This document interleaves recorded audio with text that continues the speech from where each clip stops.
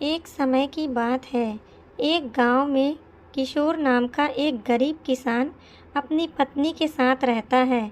उसका जीवन बहुत ही गरीबी में बीतता है। उसकी पत्नी उसे हमेशा ताने देती थी कि अब इस गरीबी में जीवन जीना दुभर हो गया है। इसमें तो 2 वक्त का खाना मिलना भी बहुत मुश्किल हो गया है। इस तरह किशोर का जीवन बहुत गरीबी में बीत रहा था।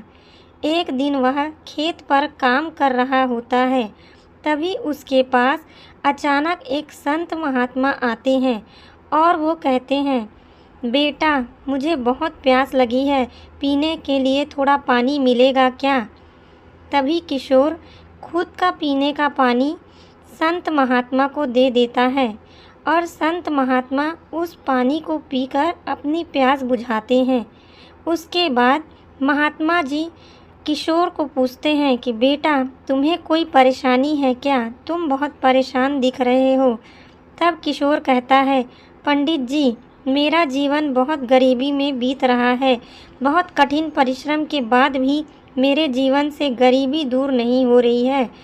तब पंडित जी अपने थैले से एक दिया निकालकर किशोर को देते हैं और कहते हैं, बेटा, यह लो दिया, इसे जलाकर इससे जो भी इच्छा मांगोगे, यह दिया तुम्हारी सारी इच्छाओं को पूरी करेगा। किशोर को बहुत हैरानी होती है, परंतु वह यह दिया चुपचाप रख लेता है और इस तरह से वह संत महात्मा वहाँ से चले जाते हैं। और किशोर जैसे ही घर पहुँचता है, भाग्यवान, खाना निकालो, बहुत जोरों की भूख लगी है। किशोर की पत्नी कहती है, अन्न का एक दाना भी घर पर नहीं है, कहाँ से खाना निकालूं? तभी किशोर को याद आता है कि वो संत महात्मा उसे जो दिया दिए रहते हैं, क्यों न उसे जला कर देखा जाए। और किशोर जब उस दिया को जलाता है और कहता है कि हमें अच्छा सा भोजन दो, तभी वहाँ तुरंत 2 थाली भोजन आ जाता है। किशोर और उसकी पत्नी का खुशी का ठिकाना नहीं रहता। वो दोनों पेट भर के अच्छा भोजन खाते हैं और खुशी खुशी रात में सो जाते हैं। दूसरे दिन किशोर जब अपने काम के लिए जाता है और जब वह शाम को घर वापस आता है, तो वह देखकर हैरान हो जाता है कि जिस जगह पर उसकी झोपड़ी थी, वहाँ पर अब एक आलीशान घर है। वह हैरानी से अपनी पत्नी को देखता है और उसकी पत्नी कहती है, यह सब जादुई दिए का कमाल है। इस तरह से जादुई दिए से किशोर और उसकी पत्नी की सारी इच्छाएं पूरी हो रही थीं। एक दिन सुबह सुबह किशोर अपनी पत्नी के साथ बैठा होता है, तभी बाहर कोई आवाज़ देता है।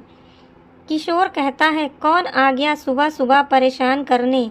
तभी उसकी पत्नी कहती है, रुको, मैं बाहर जाकर देखती हूँ कि कौन आया है।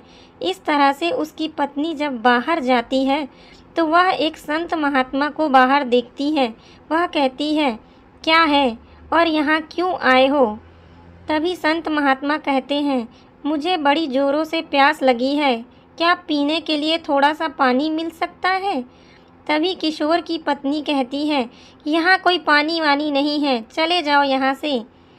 इस तरह से वह संत महात्मा को बिना पानी पिलाए ही अपने घर से भेज देती है। तभी किशोर कहता है कि भूख लगी है, खाना निकालो।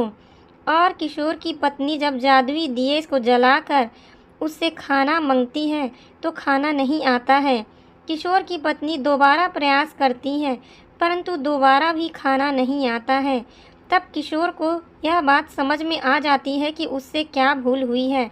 वह दौड़कर पंडित जी के पीछे जाता है और कहता है, पंडित जी, मुझे माफ़ कर दीजिए, मुझसे बहुत बड़ी भूल हो गई है। तब पंडित जी कहते हैं कि कोई बात नहीं बेटा, तुम्हारा स्वभाव बहुत बदल गया है। तुम्हारे स्वभाव में घमंड और अहंकार आ गया है। यह दिया अब तुम्हारे किसी काम का नहीं है। तो इस कहानी से हमें यह शिक्षा मिलती है कि परिस्थिति चाहे जैसी भी हो, हमें अपने स्वभाव में घमंड और अहंकार कभी नहीं लाना चाहिए।